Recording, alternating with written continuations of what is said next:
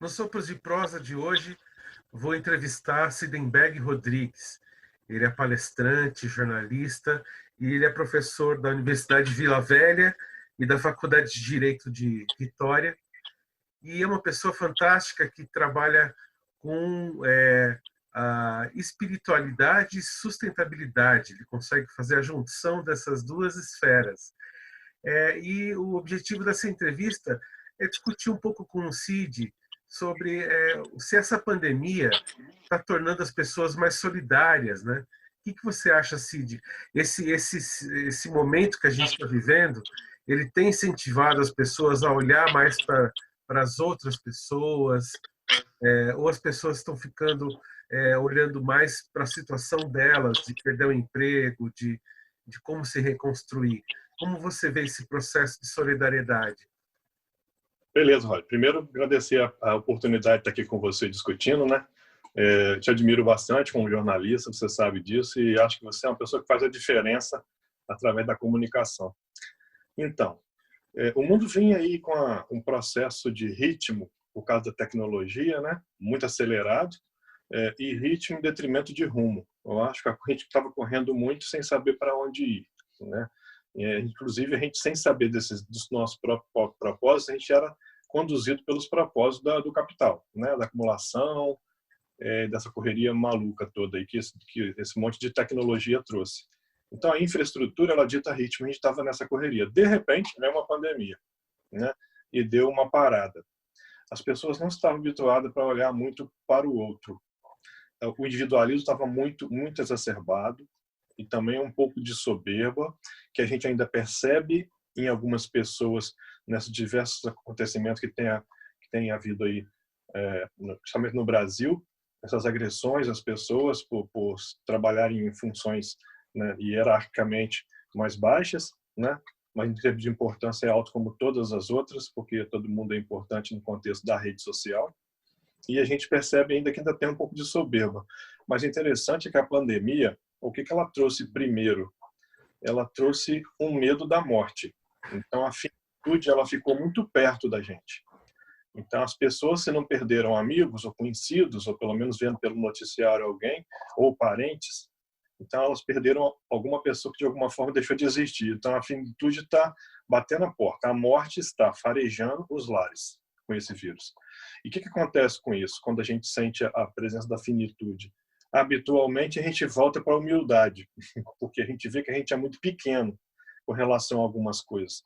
Então, é um aprendizado meio a parte de fórceps, porque a gente está forçado a ser mais humilde pela proximidade da finitude, que assusta, impressiona, mas transforma, porque a gente acaba ficando uma pessoa mais sensível às outras causas.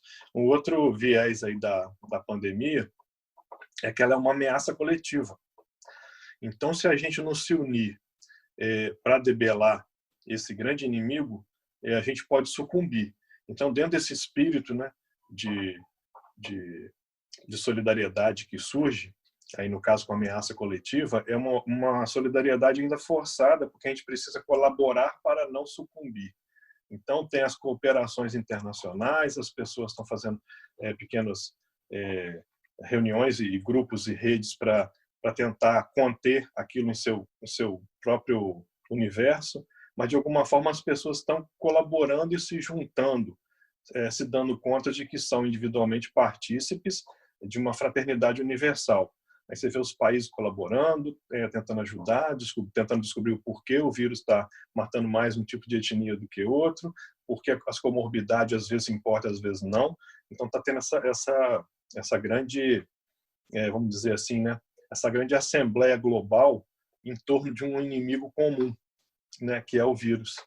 E, em terceiro lugar, a gente tem aí a própria solidariedade genuína, que nasce nas pessoas empáticas, normalmente, que não precisam de de divulgação da TV pelas doações que tem feito, não precisa de estar expondo nas redes sociais o que tem feito de solidário para o grupo, né, para poder se mostrar, mas são pessoas que naturalmente elas se botam no lugar dos outros e vê o que pode estar acontecendo com pessoas que estão perdendo seus empregos, que estão adoecendo, né, que estão tendo algum tipo de conflito na sua vida pessoal ou na sua vida domiciliar.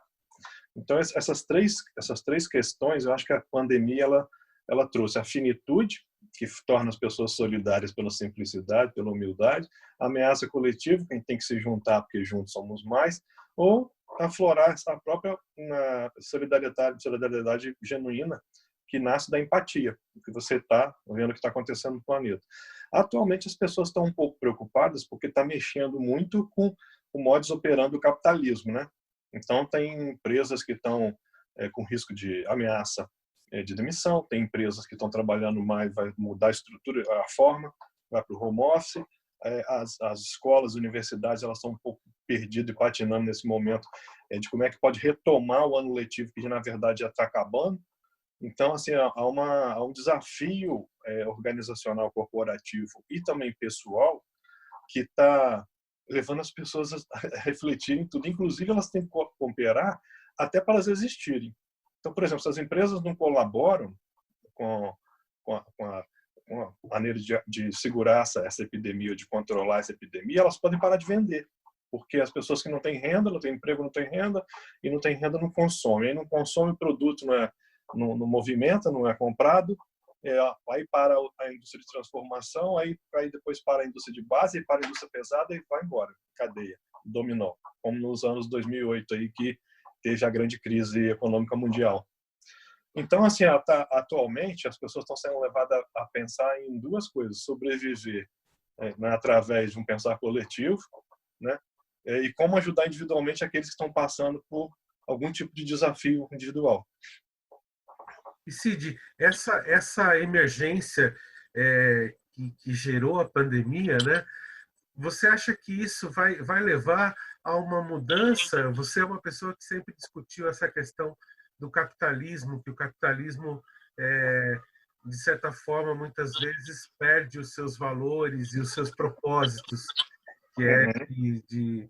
de valores não só éticos, mas também de qual é o papel do social, né, do capital, qual que é o papel da indústria, né? Como você vê essa pandemia pode fazer o capitalismo ficar diferente, ou isso seria ingenuidade acreditar que o mundo poderia mudar a partir desse baque tremendo que gerou a pandemia? Uhum. Então, excelente pergunta, Roger. O capitalismo ele já sofreu um grande ataque no 2008, quando teve a crise econômica mundial, por falta de ética em Wall Street, principalmente.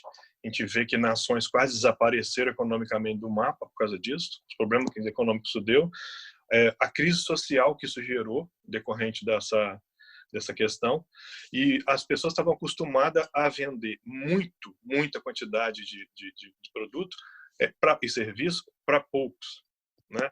E o que aconteceu? O capitalismo teve que se reinventar, começar a vender poucos para muitos. Então, que as pessoas, e até o próprio, e até a necessidade de você ajudar a transformar alguém em consumidor, que foi o que o capitalismo faz para poder sobreviver, acabou importando. O que está acontecendo é que ele está se percebendo que as empresas são entes sociais por excelência, acima de tudo, e que nenhum negócio opera, prospera, cresce, evolui, expande em um tecido social não saudável.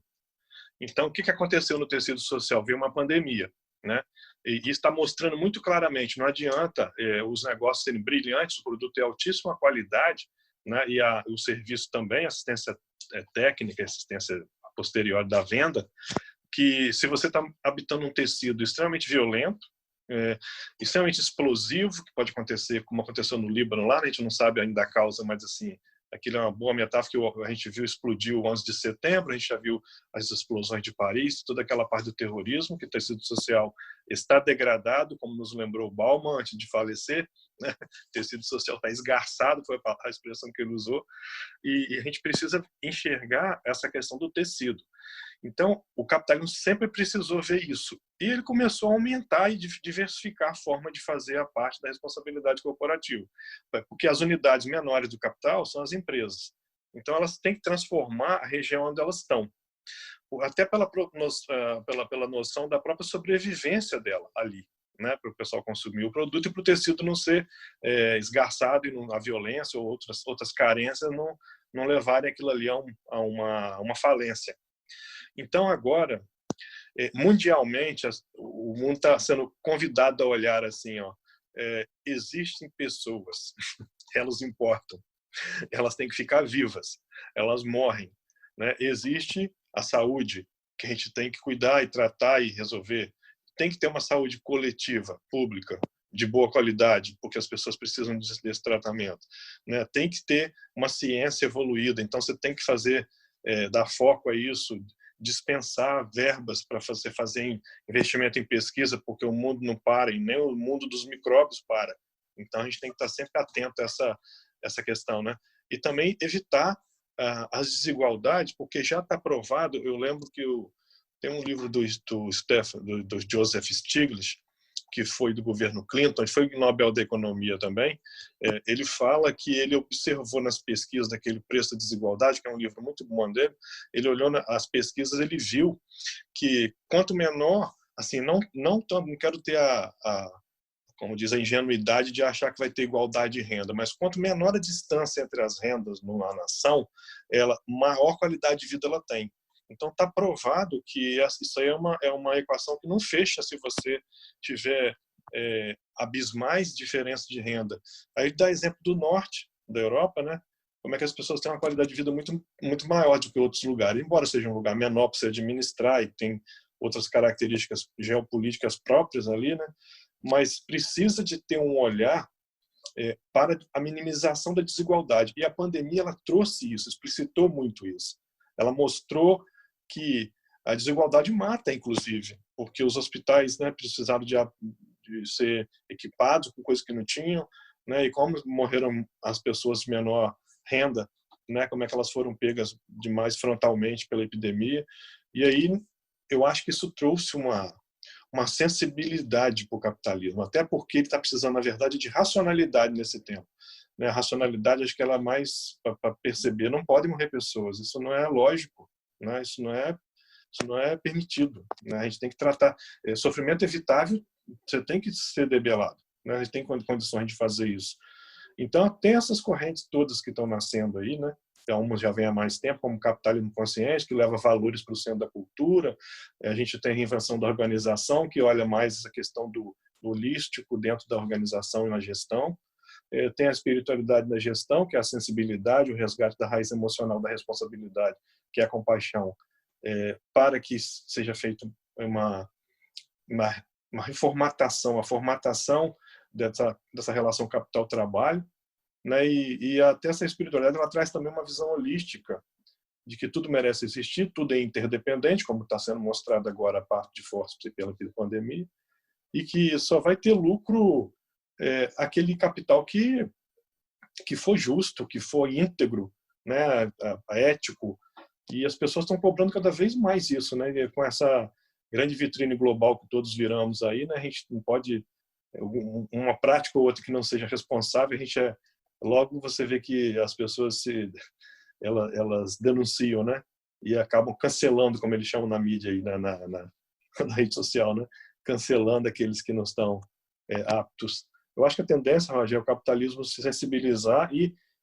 tomar a racionalidade como matéria-prima para minimizar a forma de sofrimento, vez que quem tem o lucro e quem tem o recurso para fazer essas coisas é ele, né? São as pessoas que o fazem e que estão nele. E Cid, obrigado por essa perspectiva. E queria saber como está a sua saúde, porque você também você acabou pegando Covid, né? O Covid Rapaz, pois pegou é, você e pegou a sua família também, né? Seus filhos, sua esposa, né? E pegou. como tá com sua saúde, como você se sente? Então, a Covid, ô, Roger, é uma doença muito traiçoeira. Então, assim, a despeito de todo o nosso controle aqui em casa, de desinfetar o chão com desinfetante, água sanitária, deixar os sapatos fora, usar o álcool gel o tempo todo, não botar a mão quando a gente sai de casa, não colocar a mão na boca, a mão no olho, a mão no nariz, etc. Toda aquela sair de casa, a gente ficou mais em casa, as crianças inclusive também nem saíram. A despeito de todo o nosso empenho, nós pegamos o vírus. Não sabemos como, foi uma coisa muito misteriosa. Tudo que chegava no delivery a gente desinfetava, também as compras do supermercado, a gente não saía sem a máscara, se fosse ali obrigado a fazer alguma compra, e a gente pegou. Curiosamente, aqui em casa, a pessoa que mais sofreu com a Covid é a pessoa mais saudável, e é a minha esposa, porque ela é atleta, então ela treina, ela tem uma rotina de alimentação e de exercício físico bem frequente, né, nisso, e ela contraiu também uma forma moderada. A nossa foi leve. Ela teve muita fraqueza, ela caiu por causa da fraqueza, bateu o rosto no chão, tomou 7 pontos no supercílio. Meu A gente ficou Deus. muito, saiu sangue e tudo. A gente ficou muito assustado porque a gente achou que ela estava tendo aquela forma grave, né, que a pessoa perde a respiração e entra na crise respiratória aguda crônica, né? Mas então, aí depois a gente fez todo o trabalho também durante a pandemia de esterilização, de desinfecção da casa, para poder abaixar a carga viral. Né? Quanto mais você limpa, você faz gargarejo, você mata a bactéria que está na garganta, então você diminui os agentes infecciosos durante o tratamento, então você sai mais rápido da doença do que você ficar com uma carga viral alta sem cuidar dessa parte da esterilização, né? Da desinfecção. E é uma doença também complexa, porque cada um tem um sintoma diferente do outro. Nós, aqui em casa, nós tivemos sintomas muito diferentes um do outro. Ninguém praticamente repetiu o sintoma um do outro. Então, entendeu? Um teve perda de paladar e olfato, outro entupiu o nariz e teve muito espirro, um pouquinho de tosse, a outro teve febre, outro não teve febre. Então, assim, foi muito diferente a manifestação. A gente só sabia, tinha suspeito de ser, porque a gente estava, assim, uma pessoa já sabia que estava, então as outras também foram na água, né? E é uma doença complexa, porque você precisa muito trabalhar, movimentar-se durante ela por causa do seu pulmão, o pulmão tem que ficar ativo, e você tem que fazer repouso, porque senão você cansa demais. Então, o ideal é que as pessoas façam exercícios pulmonares que os fisioterapeutas dão, que é de respiração, e que fiquem assim deitadas, recostadas, não deitado o tempo todo, porque pode comprometer também o pulmão ficar muito tempo deitado, e fazer pequenas caminhadas em casa. Bebidas quentes ajudam muito, né? Comidas quentes, sopa, chá, essas coisas ajudam muito a você ficar bem. Não pode deixar de tomar os remédios, e eu sou totalmente a favor do tratamento precoce. Eu acredito naquela leva de médico que está fazendo o tratamento precoce, porque o fato da gente esperar um pouco para tratar da Cláudia, que é a minha esposa, a gente acha que agora agravou os sintomas dela, porque a gente estava achando que podia fazer alguma coisa em casa. Então, essas duas recomendações que a gente viu nas campanhas de comunicação, inclusive de governo, que vá lá no hospital, faz o exame, espera o exame ficar pronto, enquanto isso fica em casa tratando. Errado. A outra só vá no hospital se você tiver com síndrome respiratória. Quando você está com síndrome respiratória, você já está na terceira etapa da doença, não dá mais tempo de te salvar. Então, o que é aconselhável? É você sentir um sintoma, ou um grupo de sintomas, vá direto ao médico. E começa, ele vai fazer naturalmente, porque o exame, o SWAB, que é o RT-PCR, que é o exame para você te colher do líquido do nariz e da garganta, ele demora 5 dias para ficar pronto. Então, se você esperar 5 dias para começar um tratamento, você dá um tiro nos miolos, como eu falo. Eu acho que tem que ir lá, e o médico faz um hemograma e um PCR de sangue, e se precisar uma radiografia ou então uma tomografia do pulmão. Isso já dá para ele segurança de te passar um remédio para você conter a parte viral aí. Na verdade, a parte viral você não consegue, mas conter os sintomas. Então, você tem que começar o tratamento, e se depois de 5 dias sair o resultado da RT-PCR e for negativo, ótimo, você para de tomar os remédios e fica feliz da vida, mas você não deixou de tomar. Pior se você ficar 5 dias esperando e começar o tratamento só no 5º dia, isso já pode estar mudando a fase da doença, você pode estar indo para a fase mais acentuada, que é mais complicada. Depois que passa tudo, né, a doença passa, ainda tem uma necessidade de você olhar com o pneumologista como é que ficou o pulmão, porque às vezes a gente está bem clinicamente, mas as imagens de pulmão mostram uma compatibilidade com pneumonia viral. Então é bom acompanhar para ver isso aí. De preferência, com um médico de confiança clínico, dar uma olhada nas taxas, né? Olhar o colesterol, o açúcar, como é que ficaram. As minhas deram uma desorganizada nessa brincadeira, então assim é preciso olhar isso. E sempre se monitorando, começar a caminhar, por exemplo, para fazer um exercício físico, mas muito moderadamente, não forçar demais o pulmão e tocar o barco. Agora, depois de um mês, eu posso dizer que eu começo a sentir que eu estou bem. Depois de um mês que acabou a doença. Assim, aí que eu estou podendo respirar. Eu estou com alguns parentes agora contaminados, de vez em quando a gente está falando pelo Zap, né, que a gente vai passando a experiência para as pessoas. E também eu fiz um artigo sobre isso que eu estou te falando, e muitas pessoas leram e ficaram me fazendo perguntas ali no LinkedIn, no Facebook, no Instagram, no Direct, né? Fazendo perguntas assim, estou sentindo isso, devo ir no médico? Então, assim, eu acho que a gente acaba trocando experiência e ajudando, né? Eu vejo muitos médicos contra o tratamento precoce. Eu acho que não é uma tomada de decisão correta, não. Eu acho que quando você passa pelo que nós passamos, a gente sabe exatamente onde aperta o calo. Então, assim, o que a gente tomou, né? A gente tomou antibiótico, a gente tomou corticoide, a gente tomou um anticoagulante e vitaminas. Então, assim, e mais aqueles remedinhos para tirar tosse, né? Pequenas coisas. A tosse da Covid, ela é uma tosse seca, ela não tem secreção. Então, não adianta você tomar xarope, né? Às vezes você pode tomar um xarope para melhorar a condição dos brônquios e tal, na parte pulmonar. Mas é bom o médico passar isso, né? Então, normalmente, eu acho que esse aí é o protocolo, eu acho que funcionou para a gente direitinho. Essa parte do antibiótico, do corticoide, do anticoagulante e das vitaminas, principalmente C, D e zinco, que ajudaram a gente. Mas é uma doença muito traiçoeira. Eu perdi muitos amigos com essa doença, de fora do Brasil principalmente, até porque estava no começo, ninguém sabia direito como lidar com ela, e as pessoas não estavam acreditando muito que aquilo chegaria nos lugares onde eles estavam, que é os pubs, esses lugares todos de área comum. Então, muitas pessoas morreram por causa disso. Eu acho que a displicência ela é o caminho mais curto para a morte. Eu acho que as pessoas têm que tomar consciência de usar máscara, de lavar as mãos o tempo todo e usar o álcool gel e evitar aglomeração. Evitar estar onde tem mais pessoas. Eu acho que é a forma mais segura da gente não passar por isso, né? E a gente está no momento em que estão ensaiando uma volta, né? Como você vê a volta às aulas, Cid? Você não acha que é arriscado voltar às aulas Ah, agora? nesse momento, eu acho muito arriscado, Roger. Eu acho que esse momento agora, até porque já o ano letivo já até tem as faculdades que mantiveram aí a parte online, EAD, né? E também está todo mundo trabalhando assim, telemedicina, né? Por educação à distância. Eu tenho muita preocupação, porque a gente ainda não tem uma testagem boa no Brasil, para você saber. A melhor coisa para você acompanhar essa epidemia, para saber qual é o termômetro, de que horas você volta ou não, é a testagem.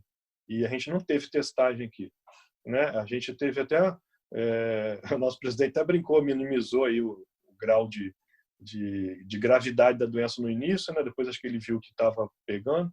Então a gente precisa de ter um olhar cuidadoso para uma doença complicada. Eu acho que voltar agora, eu não concordo com essa ideia, não. A menos que tenha sido feita uma testagem do local.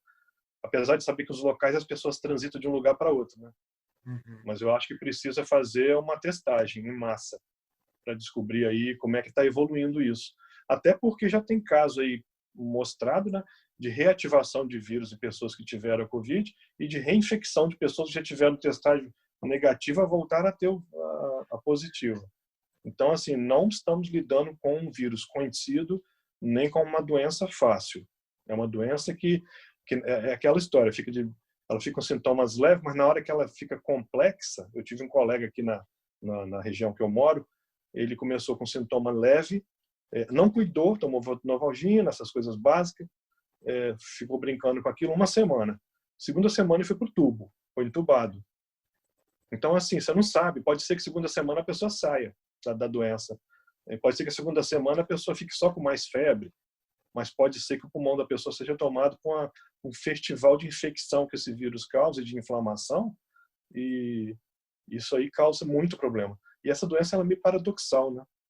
Ela causa, ao mesmo tempo em que você tem que segurar o vírus na sua multiplicação, né, com antibióticos e você tomar alguma coisa que detenha ele e tal, e você tem que segurar também o efeito do vírus no organismo é a reação do sistema imune. Então, se o vírus ataca em grande escala, o sistema imune fica louco, ataca tudo, né, e dando a causar infecção até em órgãos que não tem nada a ver. Então, você tem que segurar o sistema imune com corticoide e, ao mesmo tempo, você tem que tomar um anticoagulante para garantir que o seu sangue vai ficar sem coágulo e fino. Quando você toma um anticoagulante, normalmente, na parte muita inflamação no corpo, você aumenta o risco de hemorragia. Então, é sempre assim, parece uma coisa paradoxal. Tem que tomar um remédio para segurar o imunológico, ao mesmo tempo você precisa do imunológico para deter o vírus, aí tem que ter a hora certa de tomar o remédio. Por isso que o médico é a pessoa mais indicada para você não embarcar aí na dúvida tirar dúvida com pessoas assim. O pessoal, por exemplo, que me procura, as dúvidas são assim: estou sentindo isso, devo ir agora? Assim, são dúvidas básicas. Eu não mando ele tomar azitromicina ou qualquer que seja o remédio, né, que a gente tenha tomado. Mas eu acho que voltar às aulas nesse momento, eu acho muito arriscado. Eu tenho muita preocupação. Até porque a testagem não está aí para comprovar nada, né? Nós estamos só vendo lugares. O Brasil está uma coisa eclética, assim, muito, muito assimétrica, né?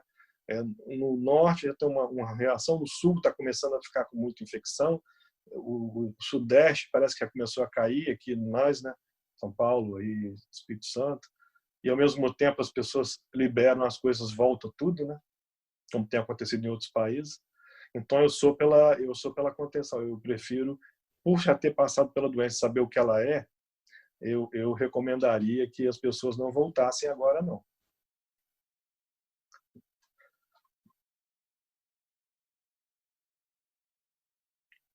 Não estou te ouvindo agora, não. Desejo melhoras para você e para sua família.